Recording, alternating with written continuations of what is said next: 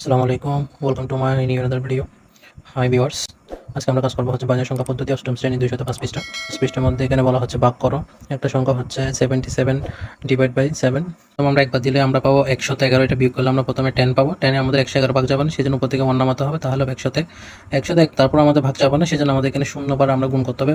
0 বার গুণ করলে আমরা যা আছে তা এটা পাবো। তারপর আমার উপরে যে শূন্যটা আছে আমরা সেই শূন্যটা এখানে নিচে নামাবো। নিচে নামানোর পর হচ্ছে আমাদের আবার এখানে একবার যাবে, আমরা এখানে একবার দিব।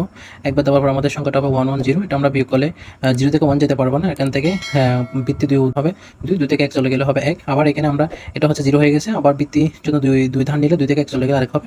এখানে 0টা হচ্ছে যে এখান থেকে আমরা 1 এটার জন্য ধার নেওয়াতে এখানে কিছু নাই। আমরা এখানে 2 যখন নিব বৃত্তি, তখন এখানে 1 চলে যাবে। 1 থেকে 1 চলে গেলে 0, একটা আমরা নিয়ে ফেলছি, এখানে হবে 0। এখানে থাকবে আমরা 11 পাবো। উপরে যেটা 1 আছে সেই একটা আমরা এখানে নামাবো, তাহলে 111 হবে। 111 মধ্যে আমাদের আবার হচ্ছে একবার যাবে, একবার গেলে 111 নিচে 111 কি 0। তাহলে আমাদের উত্তর হবে 111 কে 77 ভাগ 7 দ্বারা আমরা বাইনারি সংখ্যা রূপান্তর